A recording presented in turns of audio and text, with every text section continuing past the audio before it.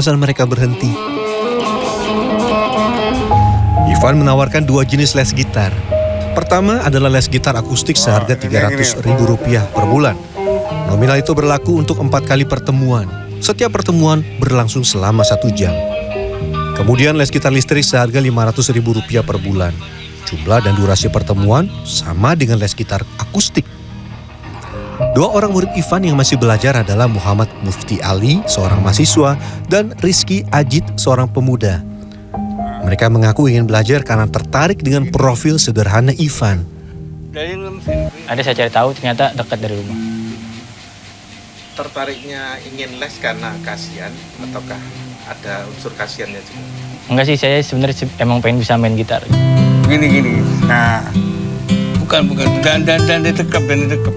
Ivan membebaskan murid-muridnya memilih hari belajar, kecuali Sabtu dan Minggu karena Ivan harus beribadah di gereja. Sebelum pelajaran inti, Ivan mengajarkan penempatan posisi jari pada gitar, ketukan nada, hingga cara membaca not balok. Ivan masih terus berjuang karena ia yakin akan selalu ada kesempatan bagi siapa saja yang mau berusaha dan tidak pernah menyerah. Tim Liputan CNN Indonesia. Mengapa kita bersandiwara?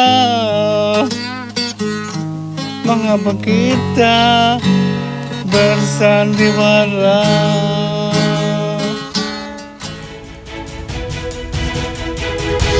Ada olahraga baru, berkaraoke sambil membakar kalori. Wah, saya penasaran seperti apa. Informasinya akan kami hadirkan dalam laporan khas Redaksi Pagi sesaat lagi.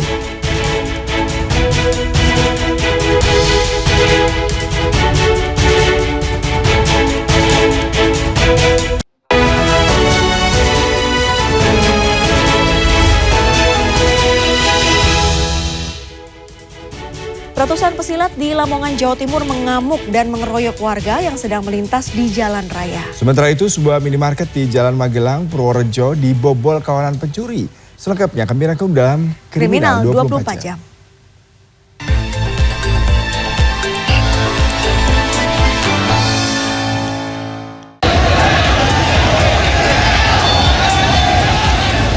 Ratusan pesilat di Kabupaten Lamongan, Jawa Timur mengeroyok warga yang melintasi Jalan Raya Sukodadi, Karanggeneng, Selasa malam. Akibatnya, 3 warga harus dilarikan ke rumah sakit karena luka terkena senjata tajam. Polisi yang menerima laporan langsung bergerak dan menangkap 160 orang pesilat dan menahan 87 sepeda motor yang dikemudikan. Hingga Rabu, kasus masih ditangani aparat Polres Lamongan.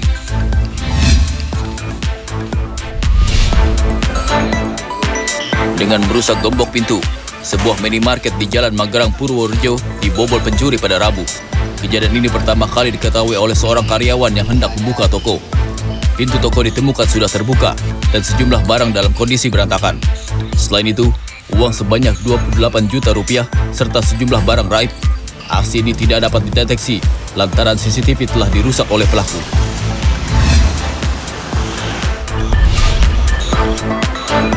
Dua pelaku diringkus polisi pada minggu lalu lantaran tertangkap tangan mengambil paket narkoba di area kuburan di Purbalingga. Rabu siang, polisi menyatakan kedua pelaku membeli narkoba jenis sabu secara online dengan harga Rp300.000 per paket. Dari tangan pelaku, polisi menyita barang bukti berupa sabu seberat 0,28 gram. Tim Liputan CNN Indonesia. CCTV merekam aksi pencuri sepeda motor di halaman kantor ekspedisi pelayaran di Tanjung Priok, Jakarta Utara. Pelaku merusak kunci stang motor dengan kaki. Barat pencuri menjadi bulan-bulanan warga usai membawa kabur sepeda motor di salah satu masjid saat jemaah sedang menunaikan salat Isya. Kamera warga merekam saat seseorang mencuri sepeda motor di Desa Wana Herang, Kecamatan Gunung Putri, Kabupaten Bogor. Tersangka yang berhasil ditangkap warga pada Selasa malam sempat menjadi bulan-bulanan warga. Rabu siang warga menyebut tersangka sempat diamankan dari amukan massa hingga akhirnya petugas dari Polsek Gunung Putri datang. Kasus pencurian motor ini dalam penyelidikan Polsek Gunung Putri. Rekaman CCTV memperlihatkan dua orang mencuri sepeda motor di sebuah kantor ekspedisi pelayaran di Jalan Ganggeng 3, Sungai Bambu, Tanjung Priok, Jakarta Utara pada Selasa. Keduanya datang berboncengan sepeda motor, salah satu diantaranya lalu turun dan menggasak salah satu sepeda motor yang terparkir. Orang tersebut sempat merusak kunci stang motor dengan menggunakan kaki. Menurut salah satu karyawan Mogi, motor yang dibawa merupakan kendaraan operasional kantor.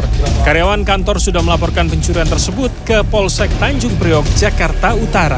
Tim Liputan CNN Indonesia. Meski harga beras di sejumlah pasar beras diklaim sudah mengalami penurunan di sejumlah daerah. Mulai dari di Samarinda, Ponorogo, dan Majalengka, namun masih terlihat antrean panjang warga berburu beras murah. Bapak bodoh tadi kasih tahu tuh. Bapak bodoh tadi. Orang itu kita di depan ini. Keributan tak terhindarkan saat pegawai Dinas Perdagangan Kota Samarinda mulai membuka loket penukaran kupon untuk mendapatkan beras premium pada Rabu pagi. Warga kesal karena telah mengantre sejak pukul 6.30, namun harus tersalib dengan pembeli yang baru datang akibat sistem antrian yang tiba-tiba berubah. Beruntung sejumlah pegawai dan pembeli menenangkan keduanya hingga keributan tak berlanjut. Dalam operasi pasar ini, beras Bulog SPHP dijual dengan harga Rp10.250 per kilogram. Meski pembelian dibatasi 10 kg per orang, sejumlah pembeli mengaku bersyukur bisa mendapatkan beras dengan harga murah.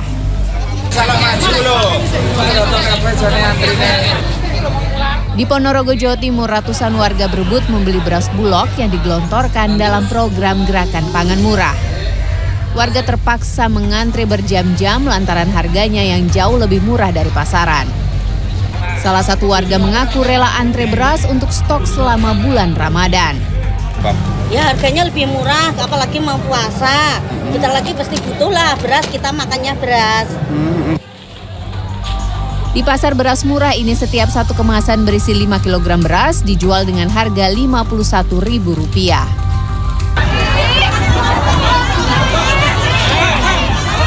Warga berdesakan saat mengantre operasi beras murah yang diadakan pemerintah daerah Kabupaten Majalengka di depan kantor Kecamatan Jatiwangi, Majalengka, Jawa Barat, Rabu siang. Warga bahkan rela antre hingga 3 jam lebih demi beras murah. Beras murah dijual dengan harga Rp52.000 setiap 5 kilogramnya. Pemerintah daerah bekerja sama dengan Bulog menyiapkan sebanyak 30 ton beras. Tim Liputan CNN Indonesia. Kenaikan harga beras akhirnya memicu komoditi sembako lain ikut merangkak naik. Di Semarang, harga telur, minyak goreng, dan gula pasir di pasaran mulai merangkak naik antara Rp1.000 hingga Rp2.000.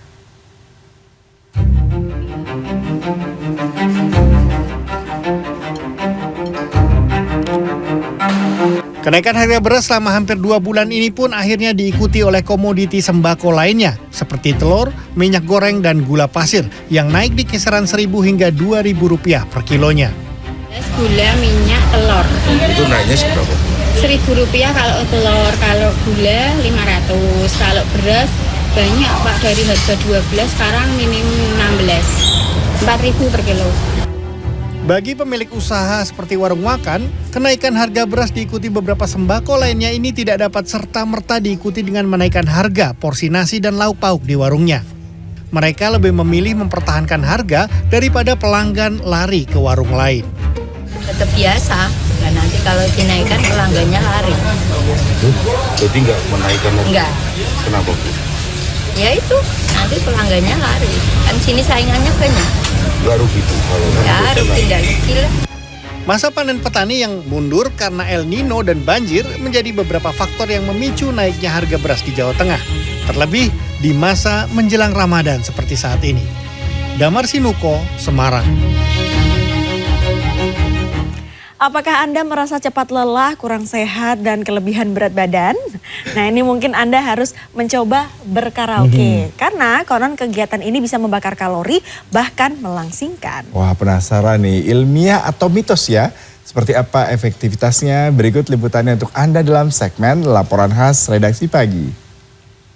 Bondoku melayang, tego tenang, tangis-tangisan. Ingat ini Ileng. Asik ya. Ini ya tidak hanya sebatas bikin happy and refreshing. Karaoke beberapa jurnal ilmiah itu menunjukkan bisa mendukung kesehatan bahkan kelangsingan. Masa iya? Kita cek ya, tadi kita karaoke 2 jam ya Mas Arif ya. Wow. Terbakar 308 kalori. Jadi mantap, nyanyi karaoke lagi ya. Kisah-kisah rungkat. Ya, banyak yang gemar berkaraoke karena kegiatan ini dinilai bisa membuat bahagia. Malum saja, dengan bernyanyi kita melepaskan hormon endorfin, hormon yang bisa memberikan perasaan positif seperti bahagia. Tidak itu saja, saat ini di Tiongkok lagi viral tren diet dengan melakukan karaoke berjam-jam karena dipercaya bisa membakar kalori dan dapat membantu menurunkan berat badan. Wah, masa iya sih? Tak hanya para muda-mudi, kegiatan berkaraoke ternyata juga digemari banyak lansia loh.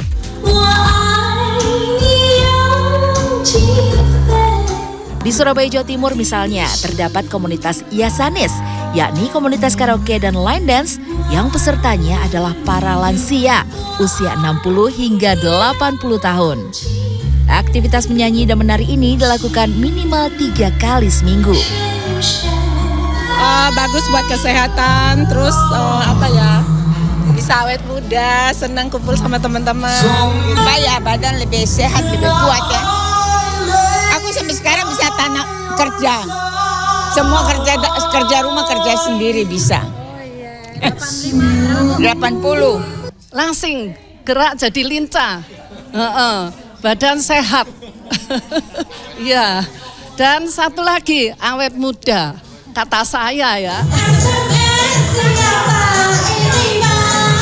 Dari berbagai jurnal yang dikutip oleh fwd.co.id, secara ilmiah memang terdapat nilai positif dari berkaraoke atau bernyanyi. Yang pertama, dengan bernyanyi kita bisa menurunkan tekanan darah serta melepas stres karena berkurangnya hormon kortisol atau hormon penyebab stres. Dengan bernyanyi, kita juga akan terbiasa mengatur pernafasan yang dapat meningkatkan kemampuan paru-paru. Dengan bernyanyi, tubuh juga akan mengeluarkan endorfin, hormon yang memberikan perasaan positif atau bahagia. Selebihnya, dengan bernyanyi bersama atau berkaraoke, bisa meningkatkan kepercayaan diri, semakin dekat dengan lingkungan sosial terdekat kita. Sementara itu, dalam kaitannya untuk membantu menurunkan berat badan ketika bernyanyi, terdapat hitungan pembakaran kalori sama seperti aktivitas fisik lainnya. Saat bernyanyi, kita akan membakar kalori sebanyak 1,7 kilokalori per kilogram berat badan per jam.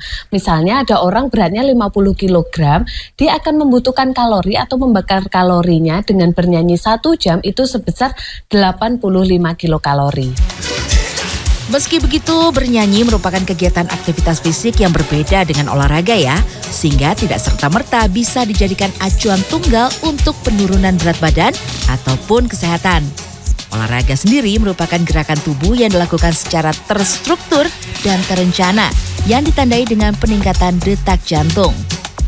Pada dasarnya, semua aktivitas fisik itu membakar kalori. Ya, seperti menyanyi ini, kalau kalian mau membakar lemak, kita harus tahu denyut jantung maksimal kita berapa dan dikalikan dengan 70-80% untuk membuat kita membakar lemak. Jadi, kita tetap harus berolahraga minimal 150 menit per minggu ya. Dr. Hamidah menambahkan tips untuk penurunan berat badan atau diet yang baik dan benar diantaranya mengukur dan memenuhi kalori sesuai kebutuhan setiap individu. Membatasi konsumsi gorengan, gula, makanan minuman manis, dan juga tepung-tepungan. Dan sebisa mungkin ya, menghindari makanan kemasan dan cepat saji. Urutan prioritas konsumsi kita juga harus dimulai dari sayur, dilanjut protein, baru kemudian karbohidrat. Kegiatan olahraga juga terus disarankan secara teratur, setidaknya 150 menit per minggunya. Selebihnya, dalam kegiatan bernyanyi meskipun memberikan dampak positif, namun durasi bernyanyi karaoke juga harus dibatasi sesuai kemampuan fisik ya. Bila terlalu berlebihan, maka berdampak pada kesehatan pita suara atau laring yang bisa mengakibatkan serak, bahkan hilang suara. Wida Subianto, Didin Iswandani, Surabaya, Jawa Timur.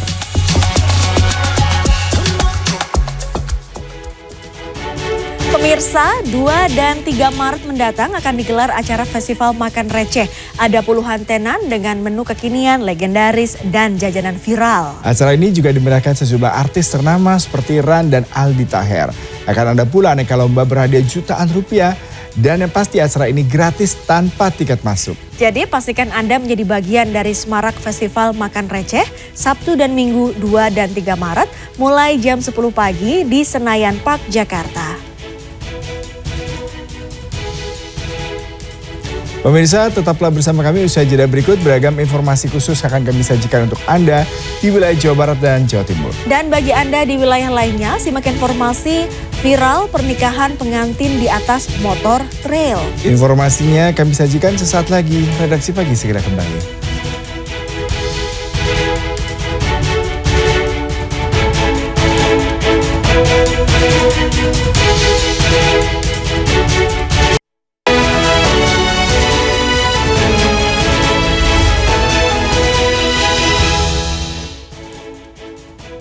Biasanya pasangan yang hendak menikah sudah menyiapkan lokasi resepsi hingga konsep pernikahan impian. Bahkan banyak pasangan membuatnya unik. Seperti acara nikah massal yang mengusung konsep motor trail. Ada pula lokasi pernikahan yang digelar di tengah area pemakaman.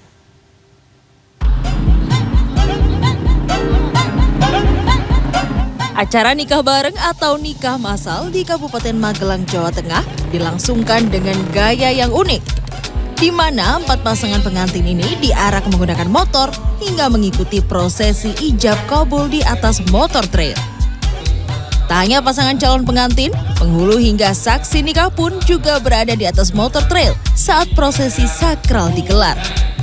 Usai mempelai pria mengucapkan ijab kabul, suara sepeda motor trail pun mengiringi ucapan sah dari saksi nikah dan juga keluarga.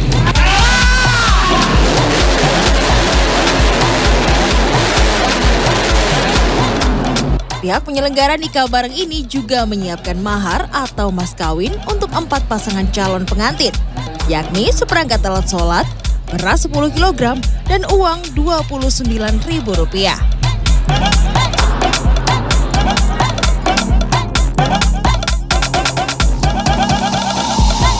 Video viral pernikahan lainnya datang dari lokasi resepsi yang bisa jadi membuat bulu kuduk berdiri lantaran lokasinya yang tak biasa. Di awal video yang beredar, tenda resepsi tampak berdiri megah dengan dominan berwarna ungu. Sepasang pengantin juga tampak duduk di dekat pelaminan. Namun di luar dugaan, ternyata pemilik acara memilih mendirikan tenda di tengah kuburan. Tampak kuburan itu diberi pembatas tali dan kantong plastik agar tidak diinjak oleh tamu yang datang. Tim Liputan CNN Indonesia. Hujan deras yang mengguyur Jakarta sejak Rabu dini hari hingga membuat sebagian besar wilayah termasuk wilayah Tegal Alur, Jakarta Barat terendam banjir dan membuat sejumlah kendaraan yang melintas mogok. Sementara di Kabupaten Semarang, Jawa Tengah, banjir bandang terjadi di 3 desa hingga mengakibatkan jalan penghubung antar desa ambrol.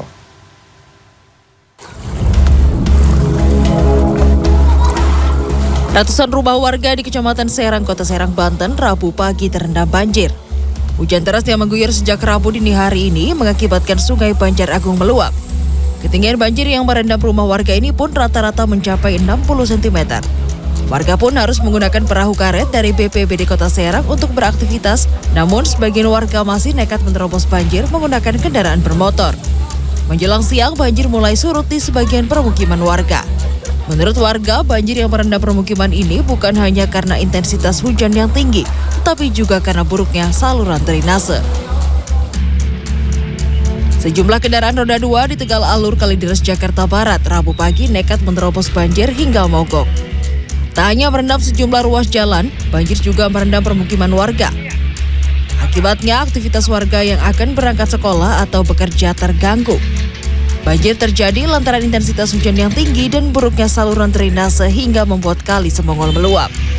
Banjir yang terjadi sejak Rabu dini hari ini pun diketahui mencapai 40 cm. Ini motor saya masih kena banjir. banjir bandang semakin membesar. Hujan deras yang terjadi di kawasan Puncak Merbabu di Kabupaten Semarang, Jawa Tengah menyebabkan banjir bandang dan menerjang jalan penghubung antar 3 desa hingga jalan sepanjang 8 meter jebol pada Rabu sore. Akibatnya warga tak bisa melintas dan terpaksa menggunakan jalan lain yang jaraknya lebih jauh. Banjir terjadi lantaran debit air hujan dari atas lereng gunung ini tak mampu diserap oleh lahan setempat lantaran sempat mengalami kebakaran hutan. Selain itu, material batu dan tanah juga meluap hingga akses jalan lumpuh total. BPBD setempat pun berupaya mengurai sumbatan ranting pohon agar tak lagi mengenaki jalan dan warga dapat segera melintas. Tim Liputan CNN Indonesia. Berikutnya kita ke informasi dari dunia kesehatan. Gondongan atau pembengkakan di sekitar leher kebanyakan dialami anak-anak. Untuk menyembuhkannya, ada yang bilang memakai kalung mengkudu atau memakai blau cuci. Nah, benarkah kedua hal itu bisa menyembuhkan gondongan? Ini informasi selengkapnya.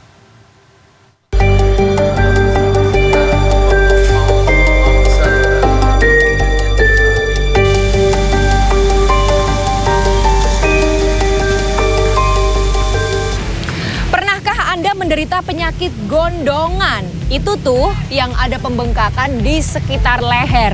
Untuk menyembuhkannya, sejumlah orang menggunakan kalung mengkudu seperti ini atau menggunakan blau seperti ini. Jadi nanti lehernya berwarna biru. Itu sebenarnya mitos atau fakta? Yuk kita tanyakan. Nggak pernah, tapi saya dulu pernah ada orang terdekat yang kena gondongan itu. Benjolan besar gitu kan. Ada banyak keluarga yang pernah kena gondokan, terus dikasih blau, dipasang di leher sini, sembuh. Ya kadang 3-4 hari bisa sembuh. Baru tahu dari mbaknya, kayak gitu. Belum pernah dengar saya malahan.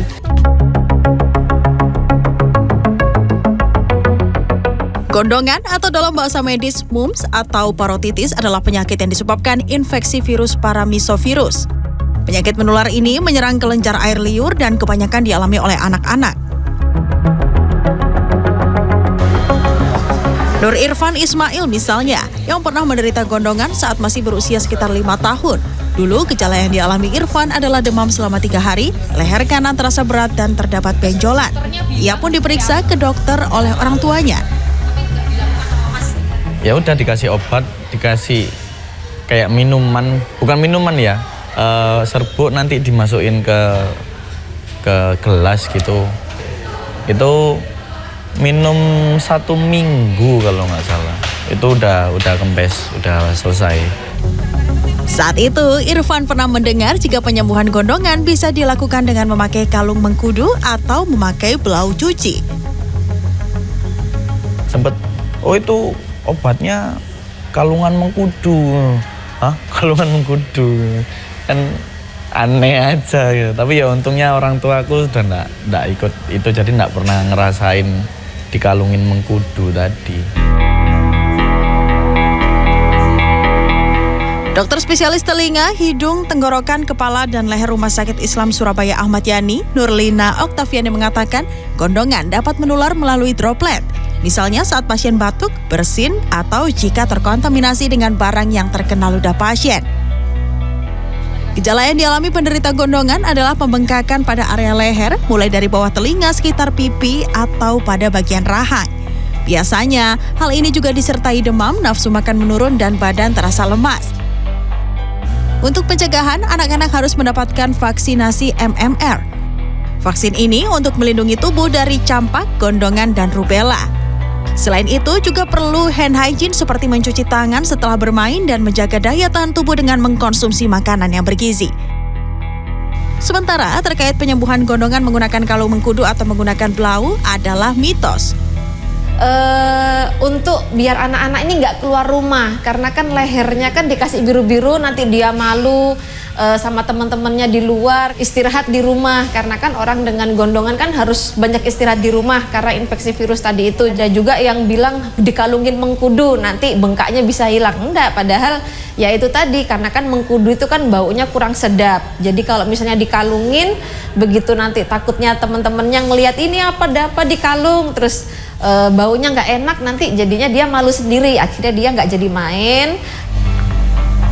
Terapi bagi penderita gondongan, dokter akan memberikan obat-obatan sesuai gejalanya karena virus ini termasuk self-limiting disease atau penyakit yang bisa sembuh sendiri. Kanza Tamarindora, Aga Dipa, Surabaya, Jawa Timur.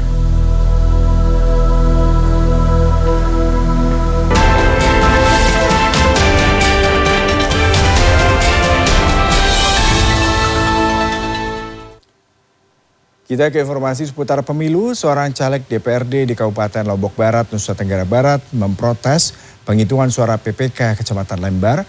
Sang caleg menuding PPK curang sehingga raihan suaranya menghilang. Sementara di Kabupaten ND, Nusa Tenggara Timur, gagal melaju ke DPRD Kabupaten, seorang caleg memblokade akses jalan warga 2 desa.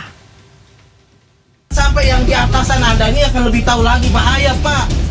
Di Kecamatan Lembar, Kabupaten Lombok Barat, seorang caleg DPRD asal Partai PKS memprotes hasil penghitungan suara di rapat pleno pada Jumat malam 23 Februari. Caleg Dapil Kecamatan Sekotong, Lembar ini menuding panitia pemilihan kecamatan memanipulasi penghitungan suara sehingga raihan suara yang ia peroleh menghilang sampai 1.000 suara. Sang caleg pun menduga suara itu dialihkan ke caleg lain yang masih satu partai. Buka aja. Masa gara-gara 2 orang yang bersekongkol? Buktikan sekarang. Ia lantas mendesak petugas PPK untuk menghitung ulang jumlah suara untuk dicocokkan dengan data C1 saksi partai. Saya kesini untuk menuntut hak saya. Nggak mengganggu partai yang lain, partai saya sendiri nih. Nggak boleh karena saya dimandatkan oleh partai untuk mengawal demokrasi ini secara jujur, secara adil, secara fair. Jangan Anda ini merusak citra partai saya, Pak. Bahaya ini. Saya tuntut Anda ini. Maraknya aksi protes yang dilakukan caleg di berbagai daerah perihal tudingan kecurangan pemilu dinilai senada dengan hasil survei tingkat kecemasan dan depresi yang dilakukan Kaukus Masyarakat Peduli Kesehatan Jiwa.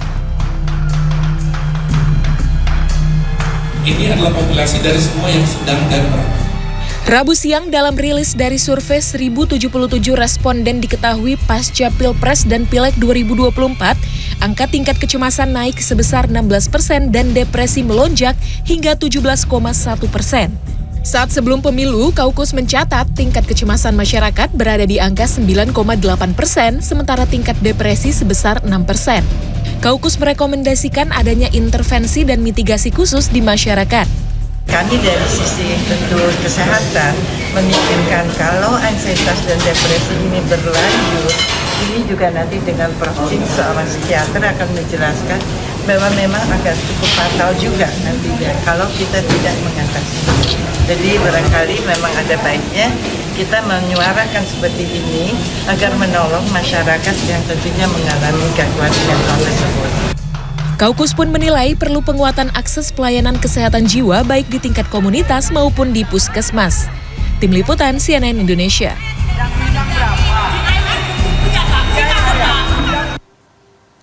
Penerima manfaat program makan siang gratis akan menerima jatah Rp15.000 per anak. Sementara untuk program makan siang gratis diperkirakan membutuhkan dana sekitar Rp400 triliun per tahun. Menteri Kesehatan Budi Gunadi Sadikin membenarkan bahwa anggaran program makan siang gratis yang menjadi program paslon Prabowo Gibran dibahas di rapat kabinet.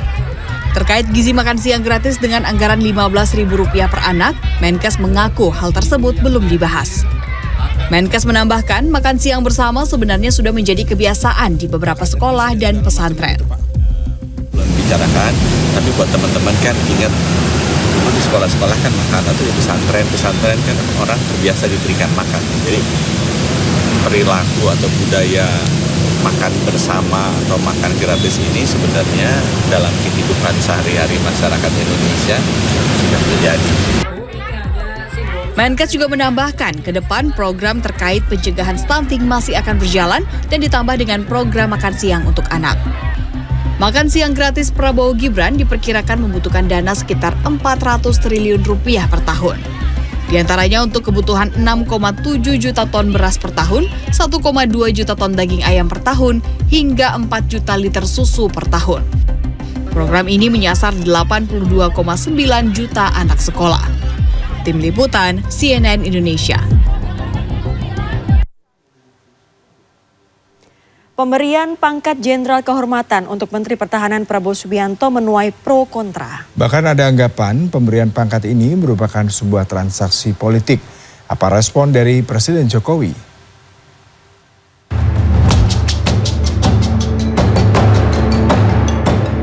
Penganugerahan pangkat Jenderal Kehormatan untuk Menteri Pertahanan Prabowo Subianto menuai pro dan kontra. Kritikan terhadap pemberian pangkat tersebut salah satunya datang dari anggota Komisi 1 DPR, Maijen TNI Purnawirawan TB Hasanuddin. Menurut Hasanuddin, seperti dikutip CNNindonesia.com, istilah pangkat kehormatan tak lagi dikenal dalam dunia militer era sekarang. Ia juga menambahkan pangkat kehormatan hanya bisa diberikan pada prajurit atau perwira aktif. Selain itu, muncul juga anggapan bahwa pemberian pangkat kehormatan untuk Prabowo merupakan transaksi politik.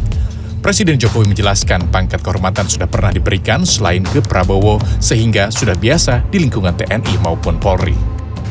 Ya kalau transaksi politik kita berikan aja sebelum pemilu.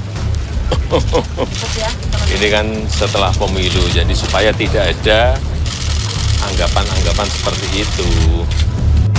Pada 2022, Prabowo telah menerima anugerah Bintang Yuda Dharma Utama. Presiden mengatakan anugerah tersebut diberikan atas jasa Prabowo di bidang pertahanan dan memberikan kontribusi yang luar biasa bagi kemajuan TNI dan negara. Tim Liputan, CNN Indonesia.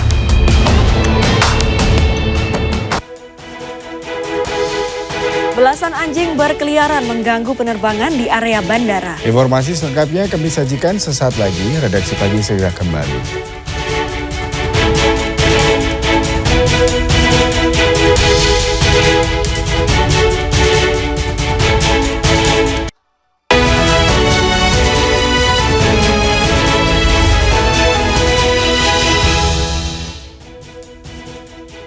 Ratusan mahasiswa berunjuk rasa di depan kantor Bank NTB Syariah menuntut permasalahan kredit dan proyek senilai puluhan miliar rupiah dan meminta pimpinan bank agar dicopot. Sementara di Palangkaraya, Kalimantan Tengah, tim rescue berusaha menangkap belasan anjing yang berkeliaran di area landasan Bandara Cilikriwut hingga membahayakan proses penerbangan. Selengkapnya kami rangkum dalam Indonesia 24 Jam.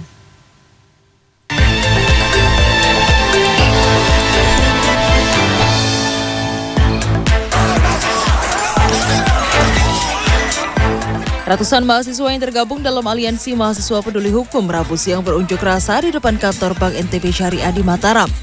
Massa mencoba menerobos masuk dengan memanjat pagar hingga terjadi kericuhan. Aksi dilakukan terkait dugaan kasus penyelewengan dana, penyaluran kredit dan 13 proyek bermasalah senilai 26,4 miliar rupiah. Massa menuntut pimpinan bank segera dicopot.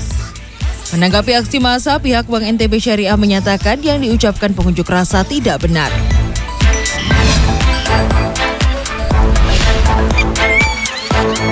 Sebanyak 14 ekor anjing liar yang sering berkeliaran di landasan Bandara Cilikriwut, Palangkaraya, Kalimantan Tengah, Rabu pagi ditangkap oleh petugas rescue setempat. Luasnya landasan bandara hingga semak belukar menjadi kendala petugas mencari belasan anjing liar tersebut. Petugas akhirnya menangkap 11 ekor anjing, sementara 3 lainnya masih dalam pencarian. Kini petugas telah memasang jebakan hewan di 5 lokasi di sekitar landasan bandara.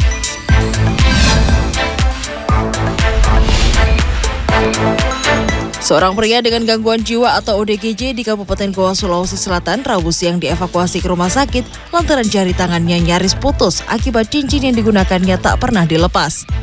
Petugas damkar setempat pun juga berusaha mengeluarkan cincin dari jari pria tersebut menggunakan mesin pemotong. 40 menit kemudian cincin tersebut berhasil dikeluarkan dari jari tangan pria tersebut. Tim Liputan CNN Indonesia. Penjualan ponsel pintar kelas menengah semakin signifikan setiap tahun. Nah, untuk bisa merajai pasar, Vivo mengeluarkan 2 produk terbarunya dengan terobosan teknologi teranyar.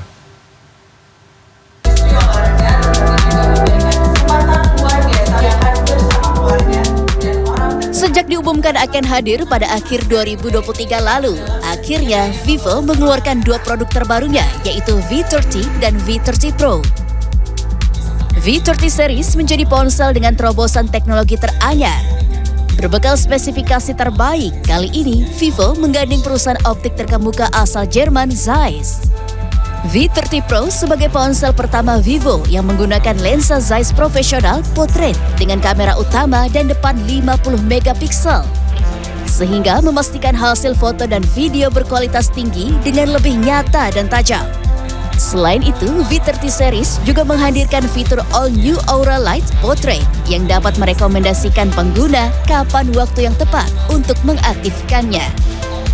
Fitur ini dapat meningkatkan distribusi cahaya yang merata sebanyak 30%. Sementara itu, Fendi Tanjaya, Product Manager Vivo Indonesia, optimistis bahwa dengan diperkenalkannya teknologi terbarunya ini akan menjadi tren baru dalam perkembangan fotografi pada ponsel pintar. V30 Pro ini adalah kolaborasi pertama antara V-Series dan juga Zeiss. Selain dari Zeiss Professional Portrait, kami juga hadir dengan All New Aura Light Portrait. Dan inilah generasi ketiga dari Aura Light Portrait yang semakin terang, semakin pintar.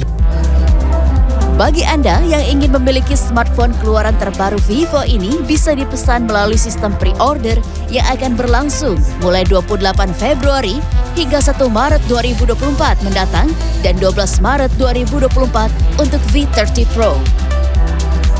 Untuk harga yang ditawarkan, Vivo membandrol harga 5-6 jutaan rupiah saja untuk Vivo V30 dan 8 jutaan untuk Vivo V30 Pro.